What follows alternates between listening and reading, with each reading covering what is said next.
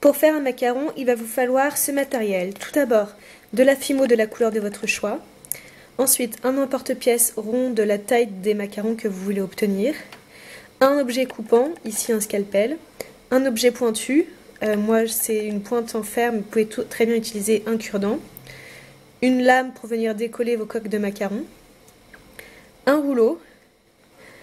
Du film étirable. Ensuite, c'est optionnel, vous pouvez utiliser de la peinture acrylique déco 3D, mais vous pouvez très bien utiliser n'importe quelle autre pâte Fimo pour faire la garniture de votre macaron. Donc moi j'utilise cette peinture et avec un embout chantilly. Ensuite je vais faire un test, donc c'est vraiment pas obligatoire non plus, mais j'utiliserai peut-être de la peinture pour vitrail avec un pinceau pour l'appliquer. Et pour finir, vous allez avoir besoin de vernir votre macaron. Une fois que vous avez bien malaxé votre pâte, vous en faites une boule, comme ceci, qu'on va venir aplatir. Et grâce à un rouleau, on va venir l'étaler un peu, mais il faut penser qu'il ne faut pas trop étaler pour pouvoir garder quand même une épaisseur convenable pour faire une coque de macaron. Donc là, je pense que c'est bon. Je vais vérifier avec mon emporte-pièce si ça rentre. Oui, ça rentre, c'est la bonne taille. Donc à cette étape-ci, on va prendre un morceau de film étirable qu'on va venir positionner sur la pâte en veillant à ce qu'il n'y ait pas de pliure. On va venir prendre notre emporte-pièce et on va tout simplement découper la pâte. Le fait d'utiliser un emporte-pièce avec du film étirable, ça permet de conserver le bombé de la pâte. Alors, voilà, moi j'ai fait une bêtise, le film n'est pas parti avec, donc il faut le retirer. Voilà.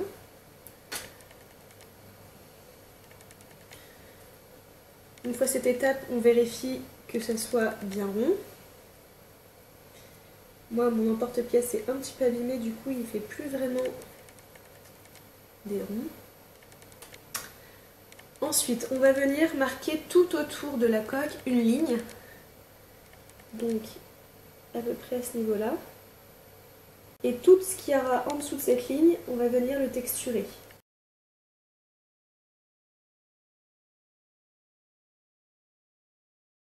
Cette ligne est faite, on va venir utiliser notre outil pointu ou notre cure-dent et on va venir aplatir tout ce qu'il y a en dessous de la ligne. On va venir gratter comme ça tout ce qui est en dessous de la ligne. Donc c'est un petit peu long et fastidieux, mais c'est pas compliqué.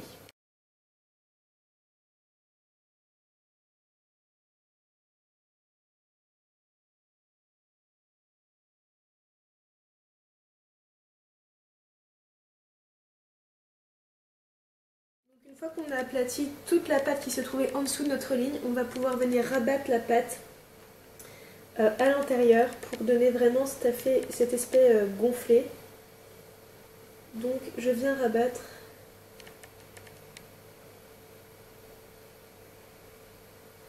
la pâte un peu plus.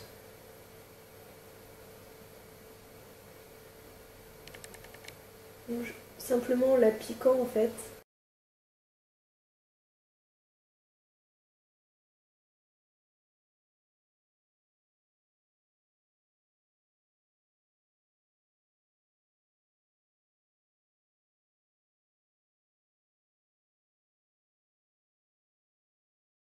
On retire les empreintes. Notre première coque est finie, donc on voit bien la délimitation avec la collerette. C'est tout lisse au-dessus et très bien texturé sur le dessous. Il faut bien maintenant faire une deuxième similaire. Une fois que les deux coques sont terminées, soit vous venez planter dans une des deux coques une tige à œil pour pouvoir l'accrocher ou le suspendre en collier ou en bracelet, etc. Moi, ça sera pour une bague, du coup, je ne mets absolument aucune tige à œil, ni piton, ni rien, je la laisse intacte. Pour plus de facilité, je vous conseille de cuire vos coques comme ceci avant de rajouter la garniture du milieu. Parce que vous allez devoir appuyer légèrement et ça va forcément déformer vos coques. Donc aussi pour la garniture du milieu, vous pouvez utiliser soit de la pâte Fimo de la couleur de votre choix ou alors de la peinture 3D, déco 3D, moi c'est ce que je vais utiliser pour faire un espèce chantilly par exemple ou crème fouettée au chocolat, etc. en fonction de la couleur de votre peinture. Donc on va tout de suite passer à l'étape cuisson. Donc voilà les coques une fois cuites.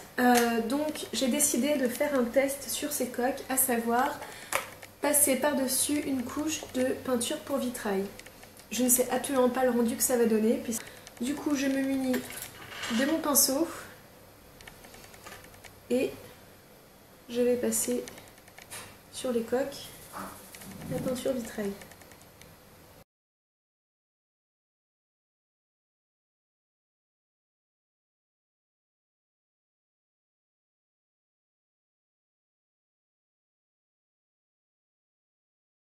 Donc maintenant je vais attendre que ça sèche. Donc voilà, mes coques sont à peu près sèches. Comme j'ai déjà dit pour le tuto pomme d'amour, si vous l'avez vu, la peinture vitrail ça accroche énormément à la poussière entre autres.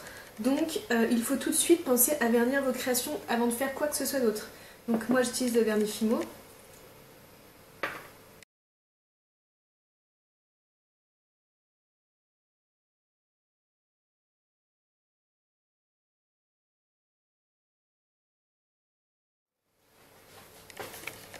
Donc voilà, mes coques sont vernies. Alors je pense pas que vous allez le voir d'ici, mais je vous mettrai une photo à la fin du tuto. J'avais utilisé une pâte, c'est la rubis je crois, la rouge rubis, qui est pailletée et en fait à travers la couche de peinture vitrail on voit vraiment très bien les paillettes et c'est un effet mais juste magnifique. Donc je regrette pas du tout d'avoir testé la peinture vitrail par-dessus ma Fimo. Donc on va passer à l'étape que je déteste le plus, à savoir mettre la chantilly à l'intérieur de mon macaron. Donc pour cela j'utilise le tube de déco 3D blanche que je vais venir taper très fortement vers le bas pour retirer toutes les bulles d'air, comme ceci. Ensuite je viens ouvrir mon tube de peinture et je viens fixer mon embout chantilly par-dessus. Voilà. Donc je suis parée pour faire ma chantilly. Donc pour cela je retourne une des deux coques, comme ceci, et je vais venir mettre la chantilly tout autour. Alors déjà je vais prendre un petit bout de papier sulfu pour voir s'il n'y a pas d'air à l'intérieur de ma pâte. A priori non, enfin de ma peinture pardon. Et je vais venir mettre de la peinture à l'intérieur de mon macaron. Ceci. Et on va venir ensuite poser le macaron, la deuxième coque, au-dessus.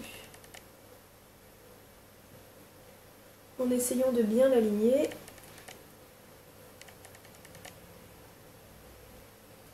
En empilant légèrement, et vraiment légèrement. Et voilà. Donc avec la technique de la peinture déco 3D, je ne pourrais pas vous montrer tout de suite le résultat puisqu'il faut à peu près une journée entière pour que la peinture soit totalement sèche. Du coup, je vous prendrai une photo quand elle sera finie et je vous la posterai à la fin du tuto. Mais on peut considérer que mon macaron est terminé. J'espère que cette vidéo vous plaît et qu'elle pourra vous aider. Je vous dis à la prochaine. Salut tout le monde!